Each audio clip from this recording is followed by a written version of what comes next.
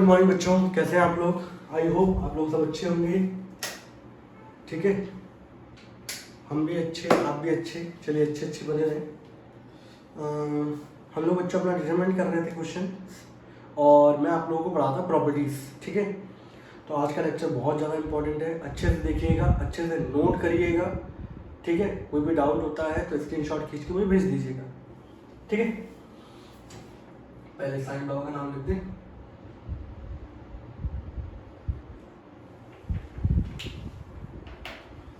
लीजिए भाई, तो भैया मैंने आप लोगों को प्रॉपर्टीज ऑफ डिटरमिनेंट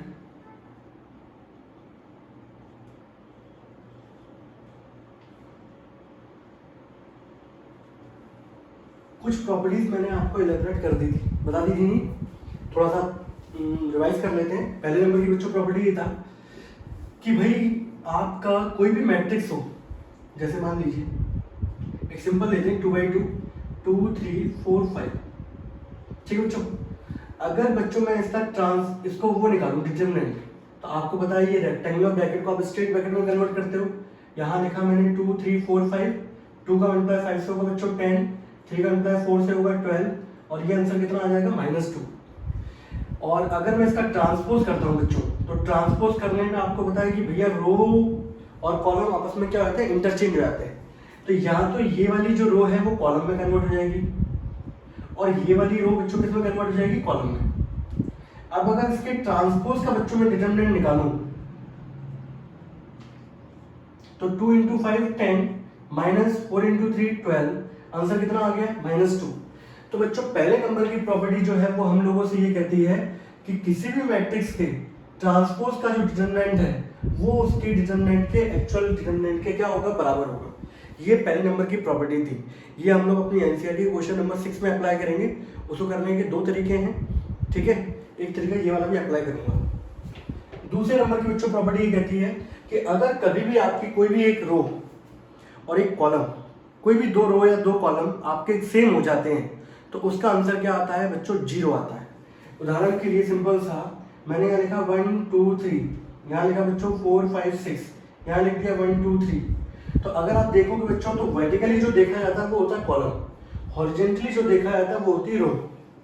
तो बच्चों ये जो कॉलम है और ये जो कॉलम है, ये दोनों के दोनों क्या है, आइडेंटिकल, ये दोनों के दोनों सेम है। तो अगर आप इसका डिटरमिनेंट निकालने जाओगे, सही है, हमारा पूरा एक्सपेंड करके, तो इसका आंसर कितना आएगा, 0। तो प्रॉपर्टीज का फायदा ये होता है कि हमें एक्सपेंडिंग से बचना होता है। सही है, बड़े बड़े क्वेश्चंस आते हैं, उनको सॉल्व करते हैं हम लोग, तो प्रॉपर्टीज लगाने से बहुत सारे क्वेश्चन हमारे बहुत जल्दी सॉल्व हो जाते हैं। ठीक है, ये फायदा है प्रॉपर्टीज का। तो प्रॉपर्टी दूसरे नंबर की कहती है, इफ एनी 2 रो और 2 columns are identical then the value of determinant is 0। ठीक है, तो दूसरे नंबर की प्रॉपर्टी क्या कहती है बच्चों, इफ एनी 2 रो और कॉलम आर आइडेंटिकल, ठीक है, then value of determinant is equals to 0। तीसरे नंबर की प्रॉपर्टी बच्चों क्या कहती है, यहां तो कॉलम था, कल को बच्चों ये भी हो सकता है कि रो हो जाए। सपोज ये 1 2 3 हो जाए, ये भी क्या हो 1 2 3, यहाँ क्या लिखा हो 4 5 6। आपको पता है पहले नंबर की हॉरिजॉन्टल लाइन है, इसको बोलेंगे रो 1। ये कौन से नंबर की है बच्चों, 3rd नंबर की, R3। तो यहाँ पर क्या होगा बच्चों, इसका आंसर कितना आएगा, आप डायरेक्ट क्या लिख दोगे, आप लिखोगे क्वेश्चन में R1 and R3 are identical, बस आपको ये लिखना है। तो जब भी आपकी कोई भी 2 रो या 2 कॉलम सेम होते हैं, तो उसका आंसर बच्चों कितना आएगा, 0 आएगा। ठीक है बच्चों,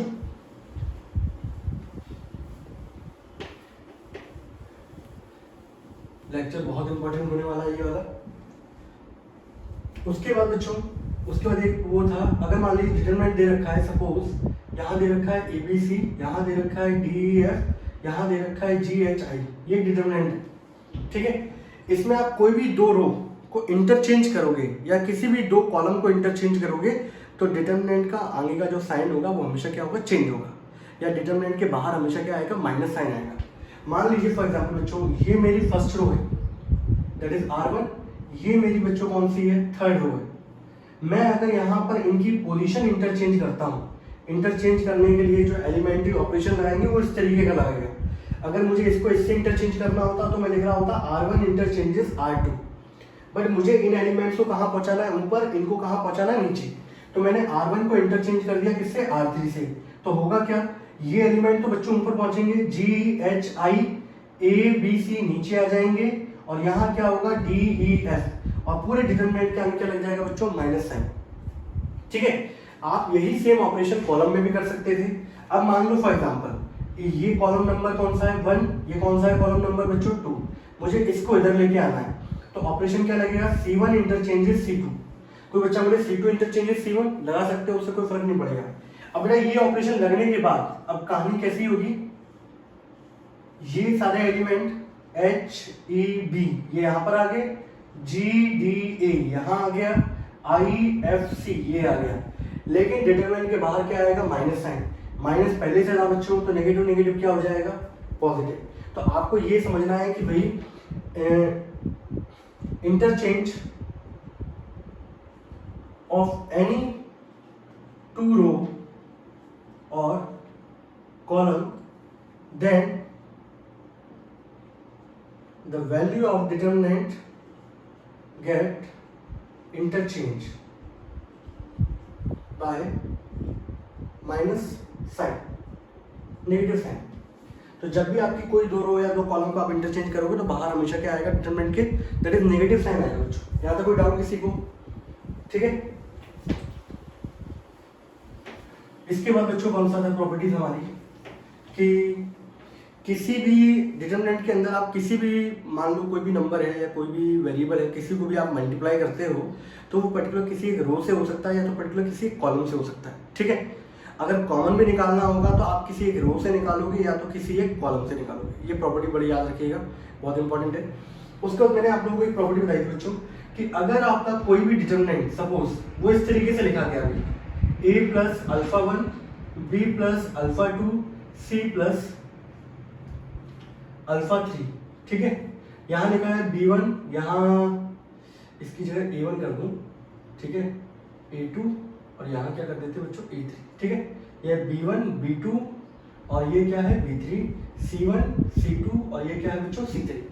अगर आपका कोई भी डिटरमिनेंट की कोई भी रो या कोई भी कॉलम अगर दो लीनियर टर्म्स का या दो से ज्यादा टर्म्स का क्या है सम हो रहा है वहां पर, तो आप उसके डिटरमिनेंट को भी अलग अलग पार्ट में ब्रेक कर सकते हो।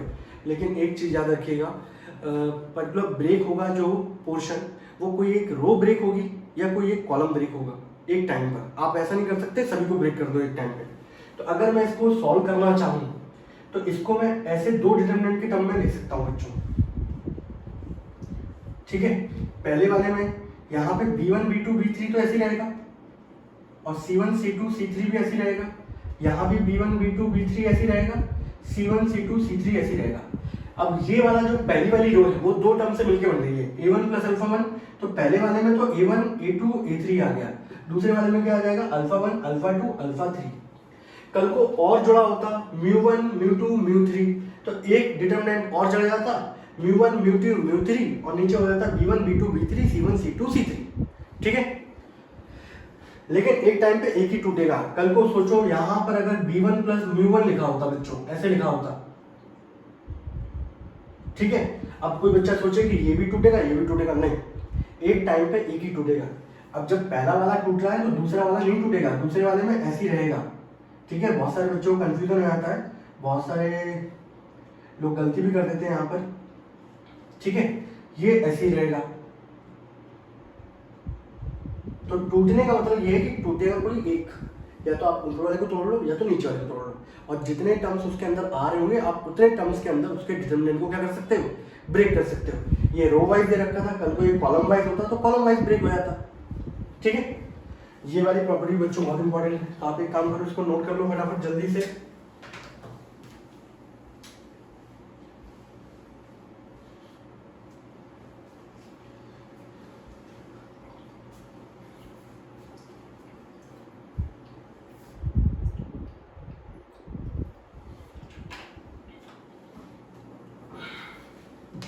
ठीक है भाई, ये प्रॉपर्टी होगी।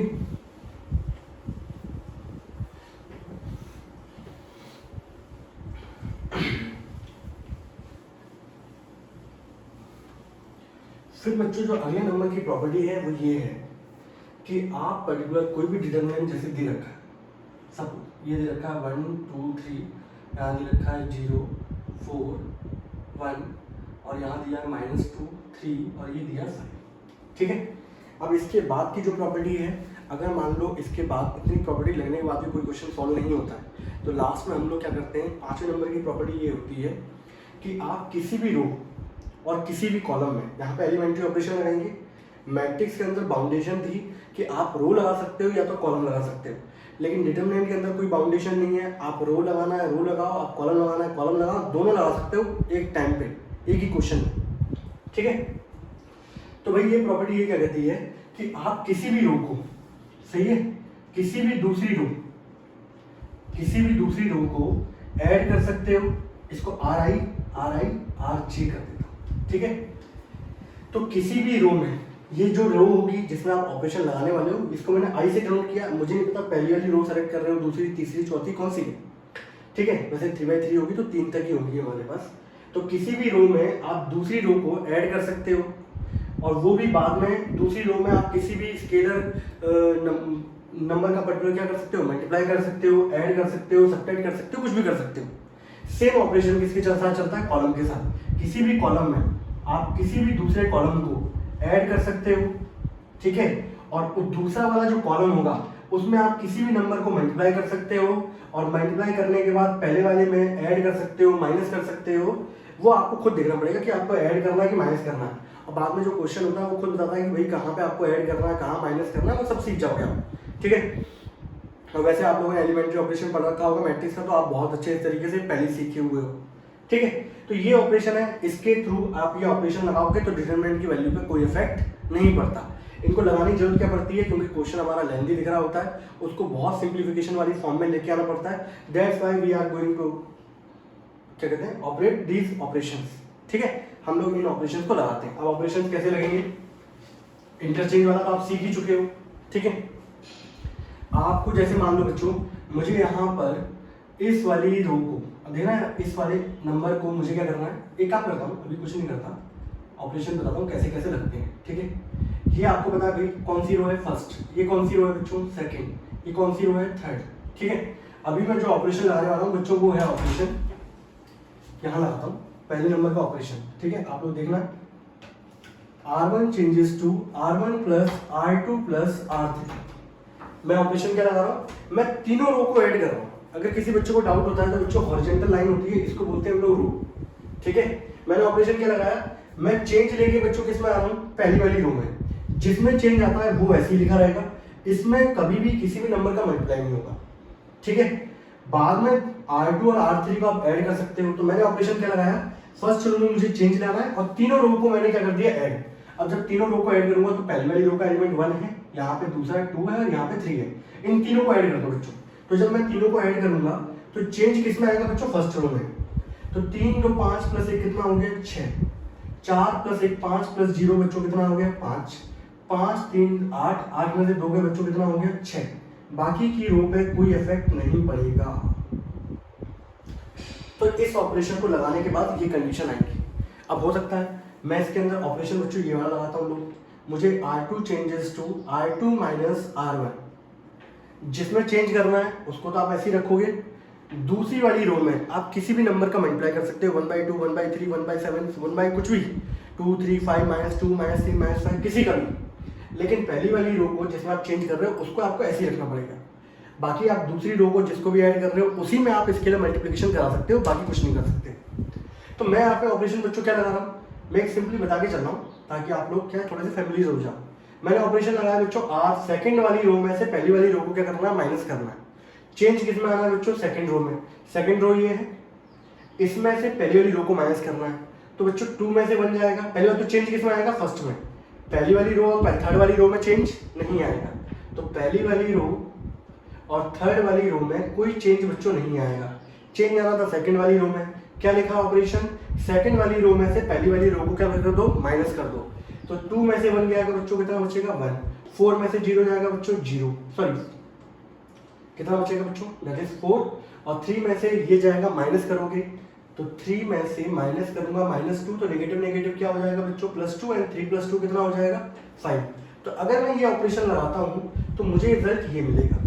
ठीक है, अब मान लो फॉर एग्जाम्पल तीसरे नंबर पर मैंने ऑपरेशन क्या लगाया, R3 changes to R3 minus 3R1। तो ये देखो यार, जिसमें मुझे चेंज लेके आना पड़ता है वो तो रो मेरी ऐसी की ऐसी रहती है, बाकी जो दूसरी रो को मैं ऐड या सब्ट्रैक्ट करता हूँ उसमें आप किसी भी नंबर का क्या कर सकते हो, मल्टीप्लाई कर सकते हो।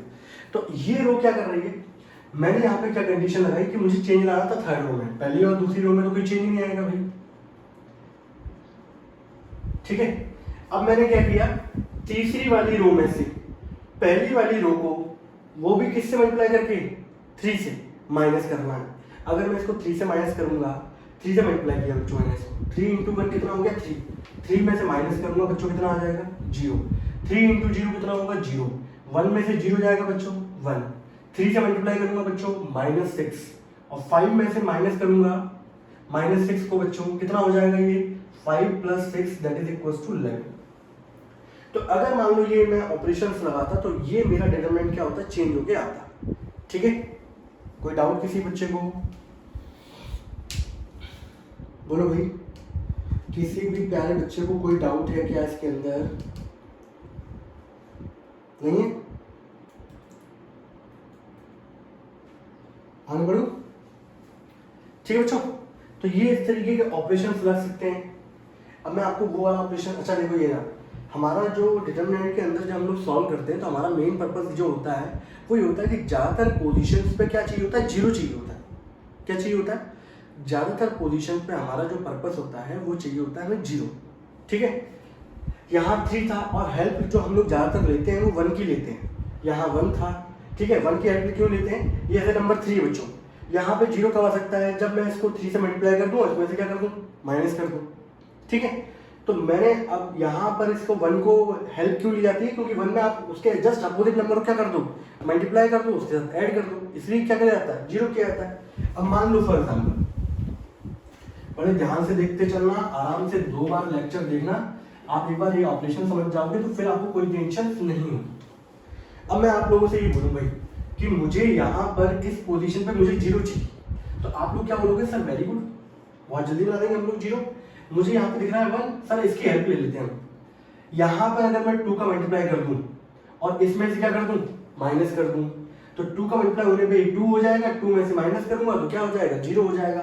तो ऑपरेशन मुझे इस वाली पोजीशन पे चाहिए 0, तो ऑपरेशन यानी कि कौन सी रो में लगना है, सेकंड रो में। तो ऑपरेशन क्या लगेगा, R2 चेंजेस टू R2, 2 का मल्टीप्लाई किसमें करना पड़ेगा, पहली वाली रो में, और इसमें से इसको माइनस करना पड़ेगा, तो माइनस का 2 × R1। ठीक है, तो अब होगा क्या, चेंज आना बच्चों सेकंड रो में, पहली वाली रो में कोई चेंज आएगा क्या, नहीं आएगा, तीसरी रो में कोई चेंज आएगा, नहीं आएगा। 2 से इसको मल्टीप्लाई करो बच्चों, कितना हो गया 2, यही होगा।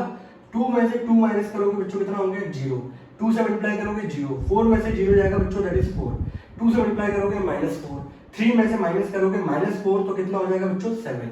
तो ये डिटरमिनेंट हमारा इस तरीके से निकल के आएगा। और सेम ऑपरेशंस अभी आपको इन क्वेश्चंस के बाद फिर हम लोग सीधे अपनी क्या करेंगे, क्वेश्चंस चालू करेंगे।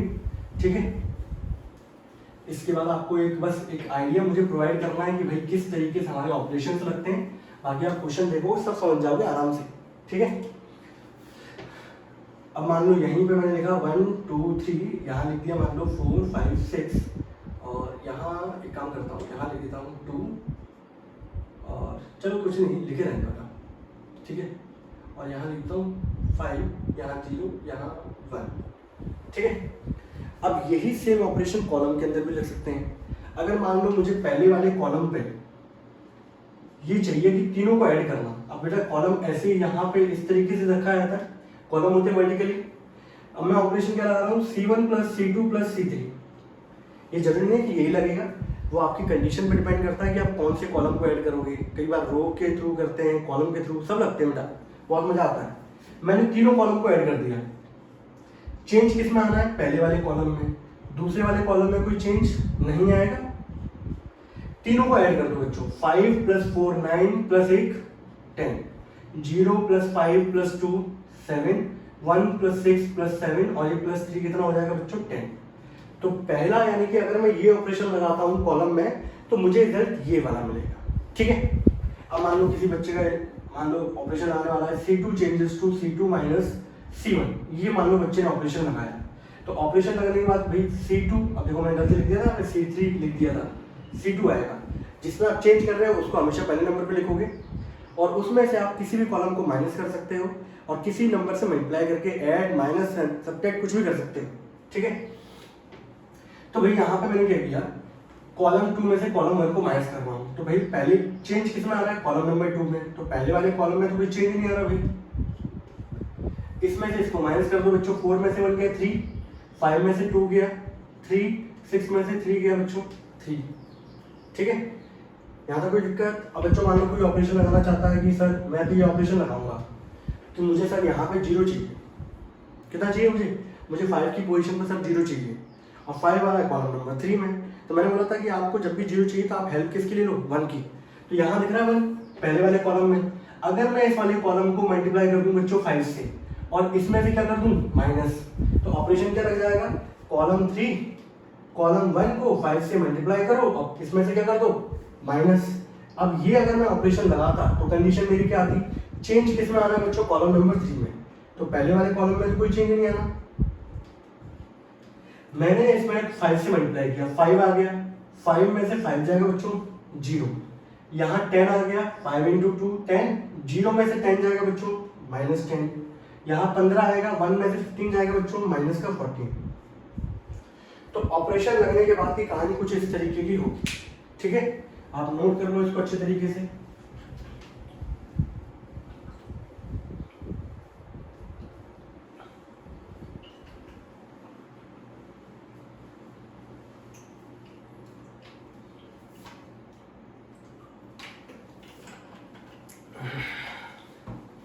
ठीक है बच्चों, अब इसके बाद जो मैं समझाने जा रहा हूँ तो ये है कि थोड़ा सा ये प्रॉपर्टीज मैंने आपको बता दी किस तरीके से लगती हैं। ठीक है, और हम लोग जो अपना टाइम दे रहे हैं वो बिल्कुल सही जगह दे रहे हैं।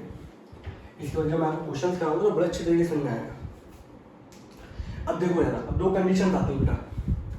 जैसे मान लीजिए फॉर एग्जाम्पल 1 1 1, यहाँ 2 3 और 5, यहाँ 4 7 और 9, इस तरीके से डिटरमिनेंट लिखा है। ठीक है, और सेम कंडीशन में यहाँ लिख देता हूँ ऐसे 1 1 1 2 3 4 और 4 7 9। ठीक है बच्चों, ये लिख दिया।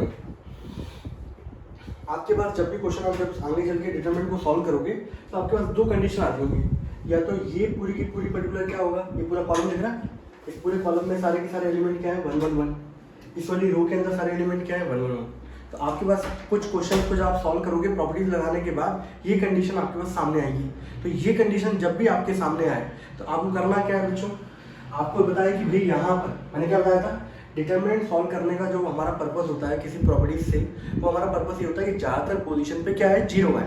अब जब ज़्यादातर पोजीशन पे 0 आता है तो उस रो या उस कॉलम के अलाउंग सॉल्व करना आसान रहता है, क्योंकि आपको एक ही एलिमेंट सॉल्व करना पड़ेगा, बाकी 2 पोजीशन पे क्या होगा 0, तो जल्दी आंसर आ जाता है। ये तो बताया था मैं आपको लास्ट टाइम पर हम लोगों ने क्वेश्चन सॉल्व किए थे, तो मैंने आपको बताया था कि इस रो के अलाउंग सॉल्व कर रहे हैं, इस कॉलम के अलाउंग कर रहे हैं, तो हम लोग कौन सा कॉलम या कौन सी रो सेलेक्ट करते थे जहाँ पे ज़्यादातर 0 होते थे, क्योंकि 3 पर्टिकुलर यहाँ पे जैसे मान लो 3 पोजीशन है, अगर 2 पोजीशन पे 0 होगा तो आपको एक ही पोजीशन पे क्या करना पड़ेगा, सॉल्व करना पड़ेगा। ठीक तो होता है। तो हम लोग अगर जब भी आपके पास ऐसी कंडीशन है, ठीक है, या तो आप रट लो, समझ लो, कैसे भी कर लो, तो आपको पता है कि भाई ये कौन सी रो का पार्ट है बच्चों, ये सेकंड रो का पार्ट है, ये कौन सी रो का पार्ट है, थर्ड रो का पार्ट है, ये कौन सी रो का पार्ट है, R1 का। मुझे इन दोनों पोजीशन पे 0 बनाना है, तो ये रामबाण है, आप क्या लगाओगे R2 माइनस R1, इसमें से इसको क्या कर दोगे माइनस, और दूसरा operation R3 changes to R3 minus R1, इसमें से इसको माइनस कर दोगे।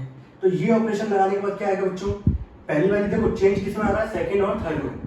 ठीक है, तो फर्स्ट रो में तो कोई चेंज नहीं आ रहा, 1 में से 1 गया बच्चों, कितना आ गया 0, 3 में से 2 गया बच्चों, कितना आ गया 1, 7 में से 4 जाएगा बच्चों 3, 1 में से 1 गया 0, R3 माइनस R1 है, 5 में से 2 गया बच्चों 3, 9 में से 4 गया बच्चों, कितना आ गया 5। अब आपको मैंने बताया था किसी भी रो या किसी भी कॉलम के अलावा एक्सपेंड कर सकते हो, तो इस कॉलम के अगर एक्सपेंड करोगी तो इकलौता कौन सा एलिमेंट मिल रहा है आपको 1, बाकी दोनों तो क्या है 0। अब इस 1 के अलावा डिटरमिनेंट सॉल्व करोगे तो ये चला जाएगा, ये चला जाएगा, तो 1 के अलावा डिटरमिनेंट क्या बचेगा 1 3 3 5, इसको मल्टीप्लाई करोगे 5 माइनस 3 इंटू 9 कितना आंसर आ जाएगा माइनस का 4। तो कुल मिला के मेरा जो कहने का पर्पस है वो ये है कि कभी भी आपको इस तरीके से आपको 1 on 1 जब भी मिलेंगे तो आपके दिमाग में सीधे ऑपरेशन क्या क्लिक करना चाहिए, R2 minus R1 R3 minus R1, सीधे सीधे ये जो जीरो बन जाएंगे, इस 1 के अलावा क्या कर दोगे सॉल्व, हमारा क्या निकल आएगा आंसर। ठीक है, हमें बहुत सारे क्या है एक्सप्रेशन सॉल्व करने पड़ते हैं, वहाँ की कंडीशन रहेगी। अब कल कोई मान लो ये 1 1 ऐसे आगे बच्चों, तो आपके पास दो तरीके हैं यहाँ पर भी इसको सॉल्व करने के। वो दो तरीके क्या है बच्चों, मैंने अभी आपको बताया था कि ट्रांसपोज करने पे डिटरमिनेंट की वैल्यू पे कोई इफेक्ट नहीं पड़ता। तो आप एक तरीका तो ये कर सकते हो कि भाई इसके बाद ये लिख दो इंटरचेंज रो एंड कॉलम, ठीक है, और यहां वाली कंडीशन पे आ जाओगे आ जाओगे आप जब इसको इंटरचेंज करोगे तो इस वाली रो को कॉलम में कन्वर्ट कर दोगे, ऐसे हो जाएगा, ये वाली रो कॉलम में कन्वर्ट हो गई, ये वाली रो कॉलम में कन्वर्ट हो गई। आप इसके लिए ऑपरेशन जानते हो, R2 minus R1 R3 minus R1। एक तरीका तो बच्चे के पास ये है, बहुत सारे बच्चे क्या है दूसरी जगह दिमाग लगाते नहीं है, ज़्यादातर बच्चे रो के साथ कंफर्टेबल होते हैं, तो वो तो बस यही वाली कंडीशन चाहते हैं कि यही वाली बन जाए। तो कई बार ऐसी कंडीशन दे रखी होती है उसको इंटरचेंज कर देते हैं, तो ऑपरेशन क्या लिख देते हैं वहाँ लिख देते हैं इंटरचेंज रो एंड कॉलम। और आपको पता है कि इंटरचेंज करने पे ट्रांसपोज होगा मतलब, और ट्रांसपोज का डिटरमिनेंट और एक्चुअल डिटरमिनेंट की वैल्यू क्या है बिल्कुल सेम रहती है। इंटरचेंज करने पे रो और कॉलम को कोई इफेक्ट नहीं पड़ता डिटरमिनेंट की वैल्यू पे। तो बच्चे इसको इंटरचेंज कर देते हैं, इंटरचेंज ऐसे बन जाएगा, फिर बच्चे के दिमाग में R2 minus R1 R3 minus R1। अब ये बिल्कुल तोते की तरह बोलने वाले हो, बिल्कुल समझ लो, जब मैं क्वेश्चन दूंगा आपको बहुत जल्दी समझ में आएगा। ठीक है, अब मान लो किसी बच्चे को ऐसे नहीं करना, तो कोई बच्चा वैसे भी कर सकता है डायरेक्ट। वो कैसे कर सकता है वो देखो भाई, मैं सारे तरीके लेके चल रहा हूँ ताकि आप लोगों को प्रॉपर्टीज के अंदर कोई दिक्कत ना हो। ठीक है, मैंने ऑपरेशन कराया बच्चों, अब आपको दिख रहा है भाई ये कॉलम है, मुझे इस पोजीशन और इस पोजीशन पे क्या चाहिए 0। ये कौन सा कॉलम है बच्चों C1, ये कौन सा है C2, ये C3। ऑपरेशन लगा दो, C2 changes to C2 minus C1 and C3 changes to C3 minus C1। Direct लगा देते बच्चे।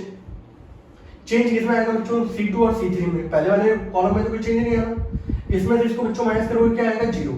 3 में से 2 गया बच्चों 1, 7 में से 4 गया बच्चों 3। C3 माइनस C1 करोगे तो 1 में से 1 जाएगा बच्चों 0, 4 में से 2 जाएगा 2, 9 में से 4 जाएगा बच्चों 5। अब आप इस वाली रो के अराउंड क्या कर दो एक्सपेंड, आपका एक ही एलिमेंट है बाकी दो तो 0 ही है, तो आपको 1 के अराउंड सॉल्व करना पड़ेगा।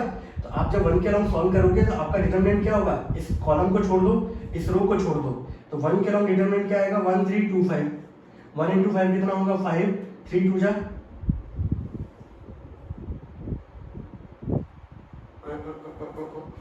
यहाँ पे बच्चों 9 था सॉरी, 1 into 9 कितना हो जाएगा बच्चों 9, 3 2 जा 6। मैंने बेटा कुछ गलती नहीं लिख दिया, वैल्यू गलत लिख दी, देखो 7 है यहाँ पर, यहाँ 7 लिखो, यहाँ क्या दे रखा था सही तो था भाई, मैंने सही लिखा 479, ठीक है। अगर 3 में से 2 गया बच्चों 1, 7 में से 4 जाएगा बच्चों 3, और 4 में से 2 गया 2, 9 में से 4 गया 5, ठीक है।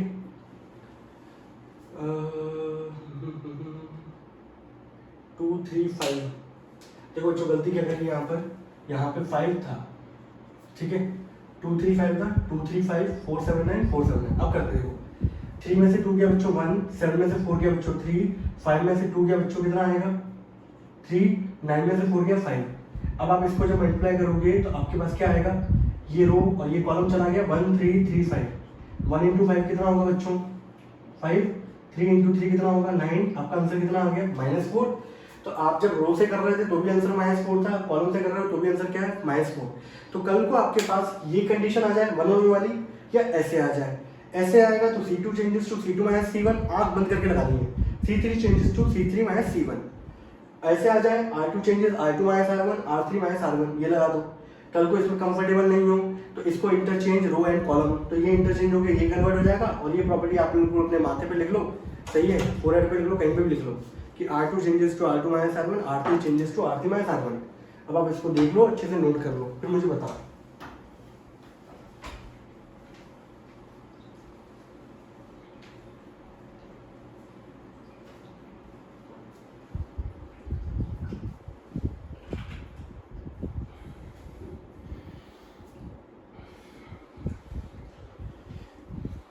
ठीक है बच्चों।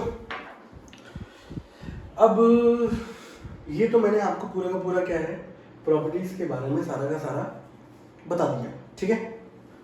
अब मैं यहाँ से बच्चों क्वेश्चन लेना क्या कर रहा हूँ चालू, ठीक है।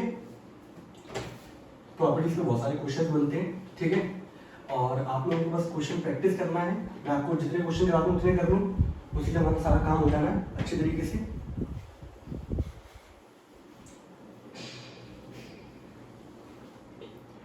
ठीक है, अब देखो बेटा प्रॉपर्टीज के जब हम लोग क्वेश्चन सॉल्व करते हैं सबसे पहला पर्पस क्या होता है, हम लोग कभी भी रो को या कॉलम को ऐड करके देखते हैं, सारे रो को ऐड करके देखते हैं या सारे कॉलम को ऐड करके देखते हैं, अभी सब समझ में आ जाएगा, ठीक है। और उससे क्या करते हैं कि पूरी की पूरी एक कोई रो या पूरी की पूरी एक कोई कॉलम सेम आ जाए। सेम आने का फायदा क्या होता है कि वहां से आप अगर कोई भी एक रो कॉमन होगी, सब सारे एलिमेंट सेम होंगे, तो वहां से आप कॉमन निकाल सकते हो। कॉमन निकालोगे तो 1 1 1 आ जाएगा, और 1 1 आते ही आपकी प्रॉपर्टीज बताइए कौन कौन सी लगनी है। तो हमारा पहले नंबर का जो काम होता है वो ये होता है कि कौन सी ऐसी रो है जिनको ऐड करने पे पूरी की पूरी एक रो या पूरा एक कॉलम सेम हो जाए। तो पहले नंबर का पर्पस हमारा ये होता है। मैं क्वेश्चन लेते चलता हूँ, आपको साथ साथ समझाते चलूंगा और सब चीज़ समझ में आ जाएंगी, ठीक है बच्चों। तो आप बिल्कुल भी टेंशन ना लें। अब हम लोग क्वेश्चन बच्चों क्या कर रहे हैं, चालू कर रहे हैं, ठीक है। फिर मैं आपके एनसीईआरटी वाले क्वेश्चन लूंगा, ठीक है। अभी आप सिंपल क्वेश्चन देखते चलो। यहाँ पर पहले नंबर का बच्चों ने क्वेश्चन लिखा है ताकि आपको कॉन्फिडेंस लेवल बढ़ जाए, ठीक है।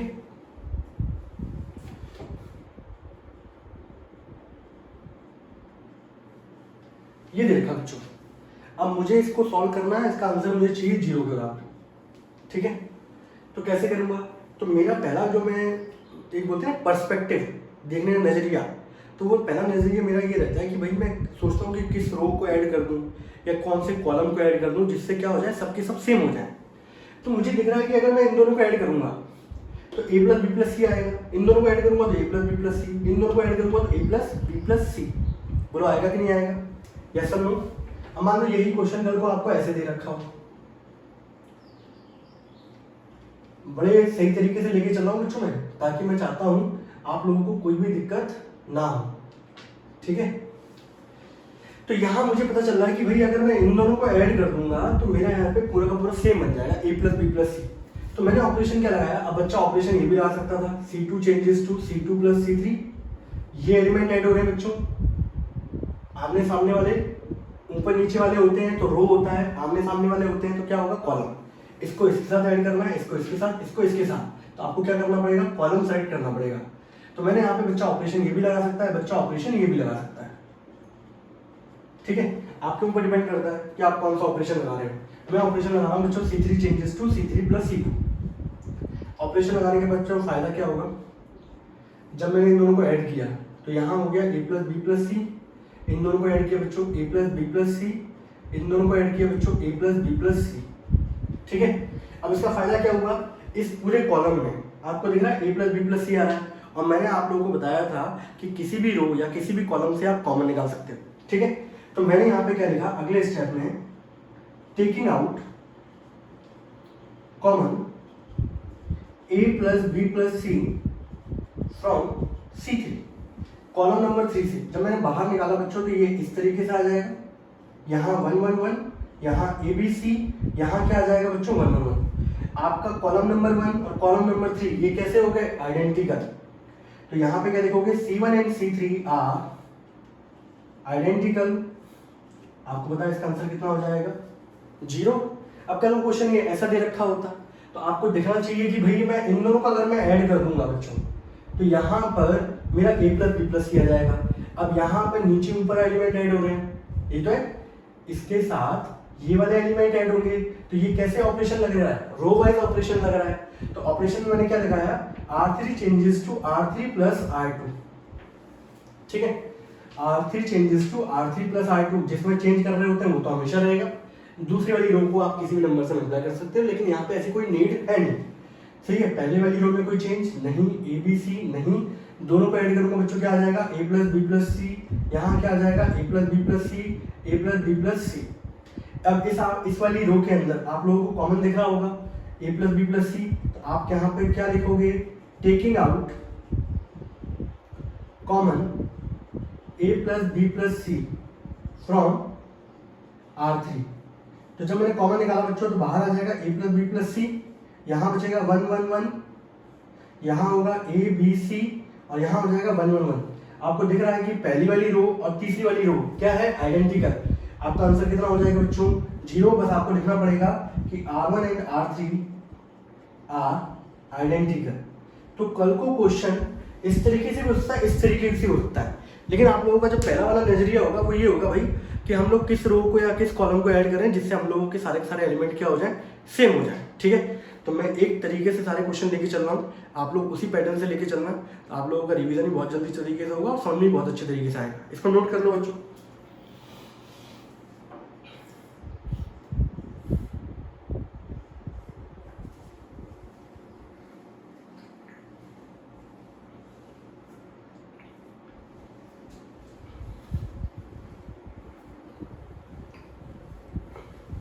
दूसरा क्वेश्चन लो बच्चों, हम बहुत सारे क्वेश्चन लेंगे और ये मान लो बच्चों जैसे छोटे बच्चों को चलाया था ना उंगली पकड़ के, ये बिल्कुल वैसे ही पढ़ा रहा हूँ मैं। तो बिल्कुल बच्चे को बिल्कुल एकदम 0 से लेके कहाँ तक लेके आऊँगा, 100 तक। ठीक है,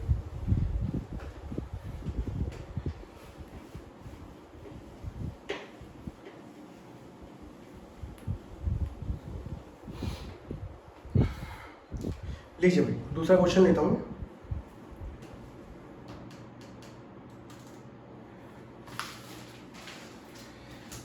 दूसरा बच्चों क्वेश्चन हमारा ये है, b माइनस सी, सी माइनस सी, ए माइनस बी, सी माइनस सी, ए माइनस बी, बी माइनस सी, ए माइनस बी, बी माइनस सी, सी माइनस सी। इसको बच्चों डिटरमिनेंट सॉल्व करना है। ठीक है, इसका आंसर भी 0 आएगा। अब पहले नंबर का नजरिया क्या रहता है भाई, किसको ऐड करें कि जिससे हम लोगों का क्या हो जाए, सबके सब सेम हो जाए। तो आप देख रहे हो कि अगर मैं इसको रो वाइज ऐड करता, ये एलिमेंट को अगर मैं ऐड करता और तो यहाँ पे क्या होता है, b माइनस सी प्लस सी माइनस ए प्लस ए माइनस बी, ये इससे कैंसिल, ये इससे कैंसिल, ये इससे कैंसिल, आपको क्या मिल जाता है। ऐसे आप इसको भी ऐड करते तो क्या मिल जाता है, 0, इसको भी ऐड करते क्या होता है, 0। तो ये भाई मैंने कैसे ऑपरेशन ऐड किया। अब देखो यार इसमें 2 ऑपरेशन लग सकते हैं। अब बच्चे के दिमाग पे डिपेंड करता है, तो मैं दोनों तरीके से लेके चल रहा हूँ। तो उससे होगा क्या कि बच्चे के मान लो फॉर एग्जाम्पल मैं रो से करा रहा हूँ, बच्चे के दिमाग में कॉलम आया। ठीक है, तो मैं आपको दोनों तरीके से बता रहा हूँ कि जितना आप लोगों के दिमाग में आ सकता है। फिर भी इसके अलावा ही मान लो मेरे दिमाग में वो चीज़ नहीं है, आप कमेंट सेक्शन में लिखो, या पर्टिकुलर हम लोग जब अपनी क्लासेस लेते हैं डाउट सेशन वाली, वहाँ पे क्लियर करेंगे। ठीक है, तो मैंने ऑपरेशन क्या लगाया बच्चों, R1 changes to R1 plus R2 plus R3, ये ऑपरेशन लगाया। ऑपरेशन लगाने का फायदा, तीनों को जब मैं ऐड करूंगा बच्चों तो यहाँ क्या हो जाएगा, 0। इन तीनों को ऐड करूंगा तो भी क्या हो जाएगा, 0। यहाँ भी क्या हो गया, 0। बाकी यहाँ पर क्या आएगा, c माइनस ए माइनस बी, बी माइनस सी, ए माइनस बी, बी माइनस सी, सी माइनस सी। आपको पता है कि कोई भी एक रो या कोई भी एक कॉलम के सारे एलिमेंट अगर 0 हो जाए तो उसका आंसर क्या आएगा बच्चों, 0। इसका आंसर क्या आ गया, 0 आ गया। किसी बच्चे के दिमाग में ये आता है ऑपरेशन कि मैं सर ये वाला लगाना चाहता हूँ, C1 plus C2 plus C3। अब देखो कॉलम वाइज ऐड हो रहे हैं बच्चों, ये कॉलम नंबर 3, ये 2 और ये क्या हो गया 1। ये इस तरीके से सर्कल करके मैं समझा रहा हूँ, आप लोग मत करना, आपकी कॉपी करने नहीं लगेगी। ठीक है, ये वाला एलिमेंट इसके साथ ये दोनों column number 3, column number 2, column number 1, ये इस तरीके से ऐड होंगे। जब आप ऐड करोगे तो माइनस सी से प्लस सी कट गया, प्लस बी से माइनस बी कट गया, ए से माइनस ए कट गया। तो तीनों को जब मैं ऐड करूंगा तो बच्चों यहाँ मिलेगा 0, इन तीनों को ऐड करूंगा मुझे यहाँ मिलेगा 0, इन तीनों को ऐड करूंगा मुझे यहाँ मिलेगा क्या, 0। बाकी इस जगह कोई भी चेंज नहीं आएगा। मतलब मेरा समझाने का मतलब ये है कि आप रो में और कॉलम में किस तरीके से चलते हैं वो चीज़ है। आपका ये कॉलम पूरा का पूरा 0 है तो इसका आंसर क्या आ जाएगा, 0। Are you getting my point कि किस तरीके से लेके चलना है हम लोगों को। एक क्वेश्चन और कराता हूँ, देखो बहुत अच्छा था। ठीक है, हो सकता है कुछ क्वेश्चन तो आपके एनसीईआरटी के ही होंगे, तो आप दोनों ऑपरेशन में कोई भी ऑपरेशन लगा सकते हो, तो आपके दिमाग में जो चल रहा हो वो लगा दो। ठीक है, बट मैंने देखा है कि ज़्यादातर बच्चे जो होते हैं वो फैमिलियर होते हैं रो के साथ, बट मेरा मानना ये है कि आपको सभी आने चाहिए। ठीक है, और क्वेश्चन लिखता हूँ, आपका एग्जाम्पल नंबर 12 है एनसीईआरटी का। ठीक है, उससे क्या होगा कि ये सारे पैटर्न है ना एक तरफ हो जाएंगे तो आप लोगों को बहुत अच्छे से समझ में आएगा। क्वेश्चन नंबर 3 मान लो, ये आपका एग्जाम्पल नंबर 12 है बच्चों। क्वेश्चन क्या दे रखा है, x plus y z 1, y plus z x 1 और जेड प्लस एक्स वाई 1। इसको भी सॉल्व करना बच्चों, ये भी कितना आएगा, 0 आएगा। ठीक है, तो मैंने क्या किया, मैंने इसको हटा दिया। आप खुद देखो भाई कि किसको ऐड करने पे सेम हो रहा है। तो आपको दिख रहा होगा सर इसमें एक्स प्लस वाई, इसमें जेड है, इन दोनों को ऐड कर दूंगा sir x plus y plus z, इन दोनों को ऐड कर दूंगा x plus y plus z, इन दोनों को भी ऐड कर दूंगा x plus y plus z. अब किसी बच्चे के दिमाग में ये भी आ रहा होगा सब तीनों को ऐड कर दूं तो 1 plus x plus y plus z, 1 plus x plus y plus z, 1 plus x plus y plus z कर सकते हैं आप, उससे कोई फर्क नहीं पड़ता। मैंने ऑपरेशन क्या लगाया बच्चों, मैंने ऑपरेशन लगाया R1 changes to R1 plus R2। ऊपर नीचे वाले एलिमेंट ऐड हो रहे, सामने सामने वाले हो रहे होते तो कॉलम लगता, ऊपर नीचे वाले होंगे तो रो ऑपरेशन लगेगा। मैंने क्या लगाया, इन दोनों को ऐड करना है और चेंज किसमें लाया मैंने, फर्स्ट रो में। फायदा देखो, यहाँ x plus y plus z हो गया, दूसरे वाले में भी x plus y plus z, और तीसरे वाले में भी क्या हो जाएगा बच्चों, x plus y plus z. बाकी यहाँ जेड, यहाँ एक्स, यहाँ वाई, ये 1 ये 1 ये 1। इस पूरी की पूरी रो में कॉमन क्या दिख रहा है आप लोगों को, x plus y plus z. और आपको डिटरमिनेंट में पता है कि भाई आप किसी भी रो से या किसी भी कॉलम से कॉमन निकाल सकते हो, लेकिन किसी एक रो से। तो अगले स्टेप में क्या होगा, आप यहाँ पे लिखोगे taking out common x plus y plus z from first row. जब मैं कॉमन निकालूंगा बच्चों तो x plus y plus z हो जाएगा, यहाँ क्या आ जाएगा 1 1 1, यहाँ जेड, यहाँ एक्स, यहाँ वाई, ठीक है, यहाँ 1 1 1। आपको दिख रहा है कि फर्स्ट रो के एलिमेंट और थर्ड रो के एलिमेंट क्या है, सेम। तो अब आप क्या लिखोगे, R1 and R3 are identical. तो मुझे एक्सपेंड करने की जरूरत पड़ेगी क्या इसको, therefore determinant is equals to क्या हो जाएगा बच्चों, 0। और यहाँ पे क्वेश्चन क्या हो गया हमारा, समाप्त। बोलो भाई समझ में आ रहा है कैसे कैसे लेके चलना है। और देखो भाई और समझाता हूँ मैं क्वेश्चन। क्वेश्चन नंबर 3 था ये आपकी एनसीईआरटी का, क्वेश्चन नंबर 4। फिर मैं एनसीईआरटी पे आ रहा हूँ आपके एनसीईआरटी क्वेश्चनों पे।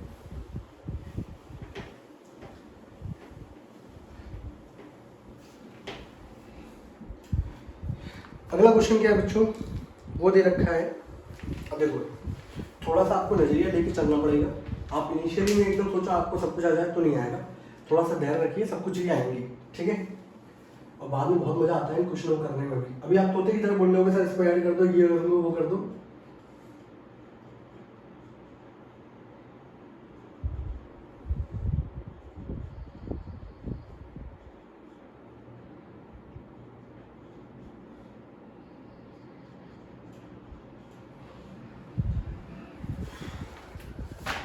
मेरे ख्याल से आपके आंसर क्वेश्चन है, लेट मी चेक।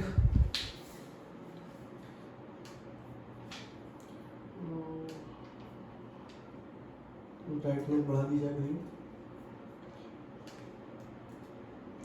जैसा मैं पैटर्न लेके चला हूँ बिल्कुल वैसे ही लेके चलिएगा, ठीक है। ये हमारी एक्सरसाइज का 4.2 का बच्चों क्वेश्चन नंबर 4 था बच्चों, ठीक है। ये क्वेश्चन दे रखा है, यहाँ आपको विदाउट एक्सपेंडिंग मतलब यानी कि बिना एक्सपेंड किए आपको सिंपल प्रॉपर्टीज लगा के इसको डिटरमिनेंट को 0 बनाना है। ये आपको शो करना है कि इसका डिटरमिनेंट किसके बराबर आएगा, 0 के, लेकिन बिना खोले हुए प्रॉपर्टीज लगाओ और देखो। तो भाई देखो यार प्रॉपर्टीज कैसे लगती है।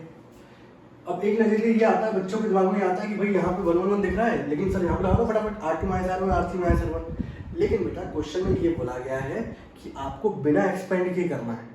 अगर बिना एक्सपेंड किए नहीं करना होता तो फटाफट लगा देते R2 - R1 R3 - R1, यहाँ दोनों पोजीशन में क्या बन जाता, 0 0 और सॉल्व कर देते, हमारा आंसर आएगा। लेकिन अब मुझे बिना एक्सपेंड किए क्लियर करना है, तो मैंने यहाँ पर क्या किया, अगर आप देखोगे भाई तो इसको अगर मैं मल्टीप्लाई कर दूँ तो ये AB प्लस क्या हो गया AC, यहाँ पे CA है, यहाँ पे क्या है AB, इसको मल्टीप्लाई करूंगा तो BC प्लस AB, इसको मल्टीप्लाई करूंगा तो CA प्लस CB। अब आप खुद देखो भाई किसको दो को ऐड करने पे कोई फायदा होना है, बोलो भाई।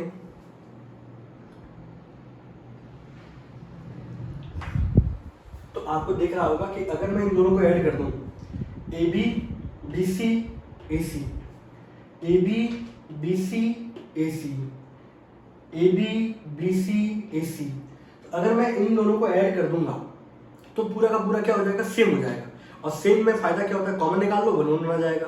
तो अब मैं ऑपरेशन क्या लगाता हूँ, मैं ऑपरेशन लगा रहा हूँ C3 चेंजेस टू, आमने सामने वाले ऊपर नीचे वाले होते हैं तो रो, आमने सामने वाले होंगे तो कॉलम, C3 प्लस C2, ठीक है। फायदा इनमें तो कुछ चेंज नहीं आना, इसमें भी कुछ चेंज नहीं आना, इन दोनों को ऐड करूंगा बच्चों तो AB BC C, AB BC C, AB BC C, यही होगा। इस पूरे कॉमन कॉलम में आपको कॉमन क्या दिखाई दे रहा है, AB BC C। ना टेकिंग आउट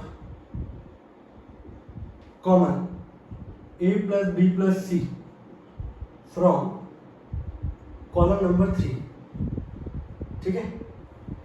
तो जब मैं कॉमन निकाल लूंगा बच्चों, तो कॉमन निकालने के बाद फायदा क्या होगा, मेरे पास A plus B plus C हो जाएगा यहाँ पर, sorry A plus B plus C नहीं है बच्चों, क्या है AB BC C, यहाँ क्या है 1 1 1, यहाँ क्या है BC CA AB, यहाँ क्या है बच्चों 1 1। आपको column number 1 and column number 3 are identical, आप क्या लिखोगे C1 and C3 are identical, और जैसे ही आइडेंटिकल होते हैं आपका आंसर क्या हो जाएगा बच्चों 0, 0 बनता है इससे होगा तो भी आंसर क्या आएगा 0, हेंस क्या हो गया, प्रूव हो गया। तो विदाउट एक्सपेंडिंग हम लोगों ने इस क्वेश्चन को क्या कर दिया, सॉल्व कर दिया है, ठीक है। अब इसको नोट कर लो, एक क्वेश्चन और लेता हूं, फिर हम लोग एनसीईआरटी वाले क्वेश्चन क्या करते हैं चालू करते हैं।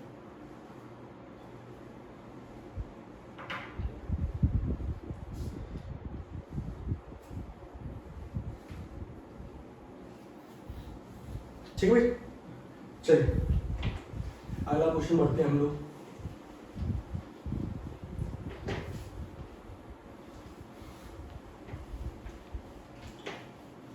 आप क्वेश्चनों की प्रैक्टिस करने से बहुत सीखोगे कि कहाँ पे क्या चीज़ें लगाने का क्या है आसान है, कौन सा तरीका है। मेरे ख्याल से मैक्सिमम 7-8 क्वेश्चन होंगे पूरे उसके अंदर, जहाँ पे थोड़ा सा अलग वो है, जहाँ पे आपको बहुत अच्छी प्रैक्टिस की रिक्वायरमेंट होगी। बाकी सारे क्वेश्चन एक जैसे ही हैं, एक पैटर्न के थ्रू हम लोग चलते चलेंगे, आप लोग फटाफट क्वेश्चन करते चलोगे, ठीक है। एक एनसीईआरटी एग्जाम्पलर का क्वेश्चन ले रहे हैं बच्चों, आप लोग नजरिया लेके चलना बच्चों। क्वेश्चन नंबर 5, ठीक है।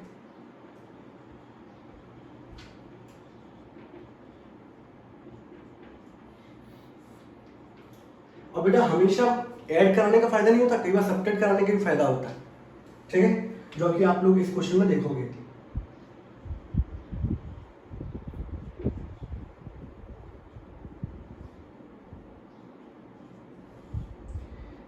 मुझे ये बोला गया विदाउट एक्सपेंडिंग इसको भी शो करके बताओ कि इसका डिटरमिनेंट किसके बराबर आएगा, 0 के बराबर आएगा। अब ये मुझे शो करना था। अब कुछ की बुद्धि में तो दौड़ गया होगा भाई कि विदाउट एक्सपेंडिंग करना है, बताया नहीं कि कोई 2 रो या 2 कॉलम क्या होंगे, सेम होंगे, यही होगा। अब बनाने में जुड़िया भाई कैसे बनेगा। मैंने फिर बोला हमेशा ऐड करने का फायदा नहीं होता, कई बार सब्ट्रैक्ट करने का ही बच्चा फायदा होता है, ठीक है। तो अगर आप देख रहे होगे 1 मिनट के लिए पॉज कर दो, खुद से दिमाग लगाओ, मैं तो पढ़ाते चल रहा हूँ, ठीक है। तो आप लोगों को एक प्रॉपर्टी बताओगी कि भाई हम लोगों ने ये पढ़ा था 10th क्लास के अंदर कि भाई 1 प्लस कॉट स्क्वायर थीटा बराबर क्या होता है बच्चों, कॉसेक स्क्वायर थीटा, यही होता है। इसको इधर ले जाऊं मैं तो कॉसेक स्क्वायर थीटा माइनस का कॉट स्क्वायर थीटा, इसको सही से लिखूं तो कॉसेक स्क्वायर थीटा माइनस का कॉट स्क्वायर थीटा बराबर क्या होता है बच्चों 1, नहीं होता।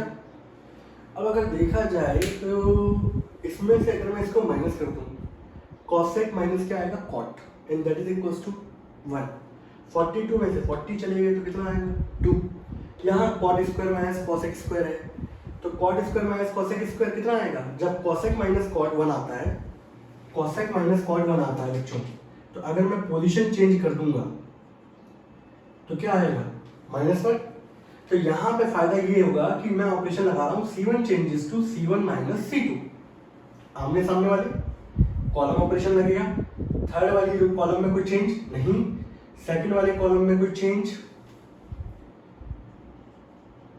नहीं, फर्स्ट वाले कॉलम में चेंज होगा। इसमें से इसको माइनस करेंगे बच्चों, तो कॉसेक स्क्वायर थीटा माइनस का कॉट स्क्वायर थीटा, ठीक है। इसमें कॉट स्क्वायर थीटा माइनस का कॉसेक स्क्वायर थीटा और 42 माइनस 40, तो आपको दिख रहा होगा कॉसेक माइनस कॉट कितना होता है 1, कॉट माइनस कॉसेक -1, 42 में से 40 दैट इज 2, और यहाँ भी क्या बच्चों बाकी यहाँ क्या लिखा हुआ था कॉट स्क्वायर, यहाँ क्या लिखा हुआ था कॉसेक स्क्वायर, यहाँ क्या लिखा हुआ था 40। Column number 1 and column number 3, अब क्या लिखोगे इसके बाद, इसका आंसर क्या आ जाएगा 0। बस ऊपर लिख देना C1 and C3 are identical. समझ आ रहे क्वेश्चन कैसे कैसे होने हैं। तो अभी वाले मैंने जो क्वेश्चन लिए हैं वो उनमें तरीका कौन सा चल रहा है कि आप किसको ऐड करोगे किसको सब्ट्रैक्ट करोगे कि जिससे हमारा सबका सब क्या हो जाए सेम हो जाए। ठीक है, अब बच्चों मैं आपकी एनसीईआरटी पे आता हूँ। ठीक है, हम लोग अपनी एनसीईआरटी क्या करते हैं चालू करते हैं, आप इसको नोट कर लो।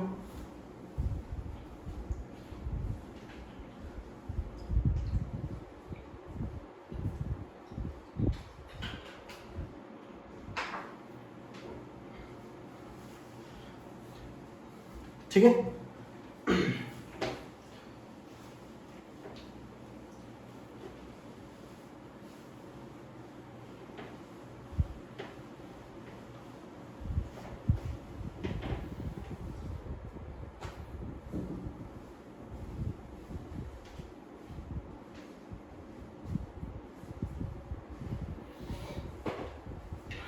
चलिए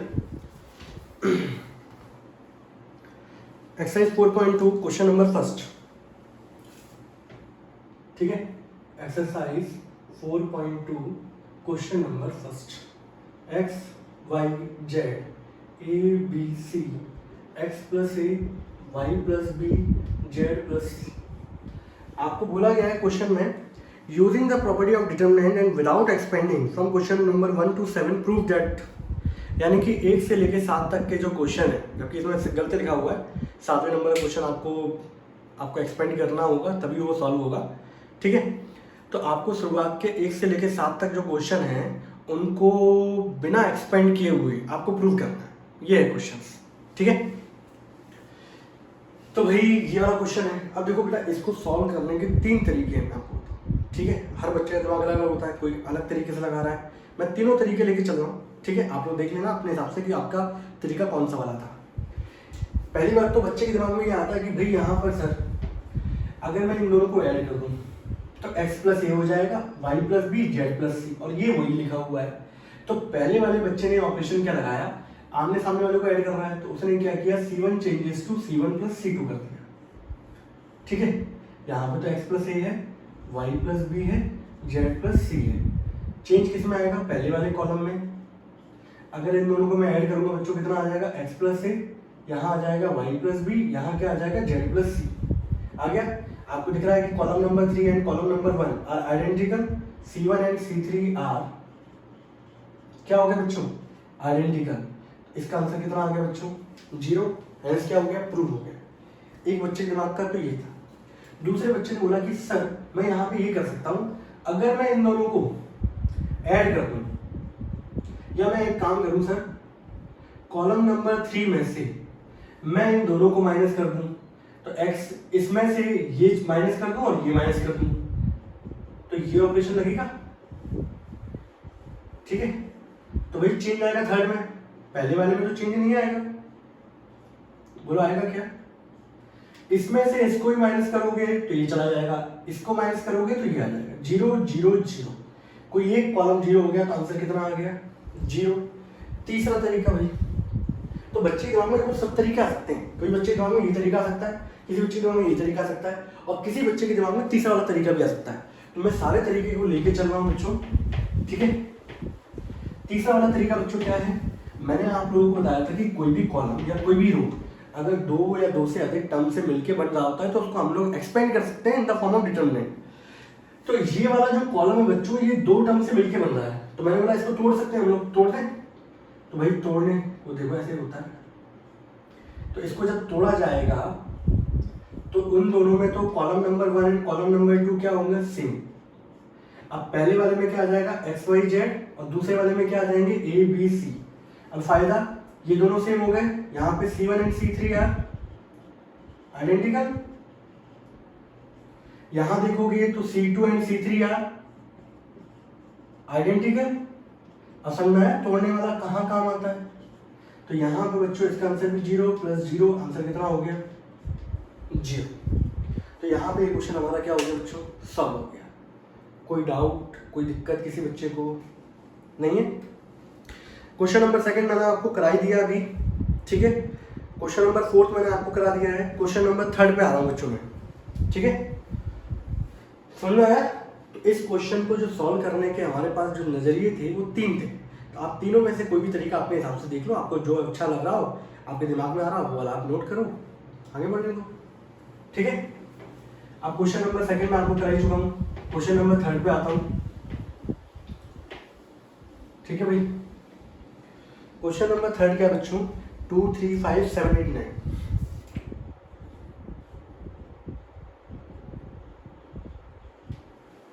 और क्या दे रखा है? 65 75 86। इसको भी बिना एक्सपेंड किए हमें क्या करना है? जीरो प्रूव करना है। और जब भी ऐसे नंबर वाले क्वेश्चन आपको मिले तो ज़्यादातर देखिएगा कि 7 × 9 अगर मैं करूँ, ठीक है। अब आपको खुद देखना पड़ेगा किस नंबर से मल्टीप्लाई करने पे। 7 9 जा 63 + 2 65, 8 9 जा 72 + 3 75, 9 और 8 जा नहीं 9 9 जा 81 + 5 86। तो अगर ये नंबर देखे जाए भाई, तो अगर मैं इस नंबरों को ऐसे लिख दूं, कोई दिक्कत? 63 + 2 इसको लिख दूं 72 + 3 इसको लिख दूं भाई 81 + 5। लिख सकता हूं? ये दो नंबरों से मिलकर बनता है, तोड़ सकते हैं इसको। जब मैं इसको तोड़ूंगा अगले स्टेप में भाई, तो ये इस तरीके से टूटेगा। 63 72 81 प्लस 2 3 5 7 8 9 2 3 5। आपको दिख रहा है यहाँ पर ये दोनों के दोनों क्या है बच्चों? सेम। इसका आंसर कितना हो गया? 0। अगर इसको देखा जाए, अब अगले स्टेप में लिख रहे हैं, मैं तो यहीं पे कर रहा हूँ। ये कितना लिखा हुआ था? 7 9 जा। ये कितना लिखा हुआ था? 8 9 जा। ये कितना लिखा हुआ था? 9 9 जा। इस पूरे कॉलम में आपको कॉमन क्या दिख रहा है बच्चों? 9। अगले स्टेप में क्या आएगा? 2 3 5 7 8 9। यहाँ भी क्या बचा बच्चों? ये दोनों के दोनों क्या हो गए? सेम। मैंने यहाँ लिखा नहीं है बच्चों कि C1 and C3 are identical. आपको लिखना है, अगर मैं भूल जाता हूँ तो भी। यहाँ पर C2 and C3 are identical. इसका आंसर भी कितना आएगा? 0 + 0 दैट इज इक्वल टू क्या हो गया बच्चों? 0। अब ऐसे क्वेश्चनों में आपको कैसा समझ में आएगा, तो आपको खुद देखना पड़ेगा किस नंबर से मल्टीप्लाई करके किसको ऐड करने का फायदा है। समझ रहे? तो यहाँ पर बच्चों मैंने आप लोगों को क्वेश्चन नंबर 3 ये भी मैंने करवा दिया। क्वेश्चन नंबर 5 जो है वो बहुत ही अच्छी कैटेगरी का है, तो मैं सोच रहा हूँ कि इसको थोड़ा सा समय बाद लिया जाए।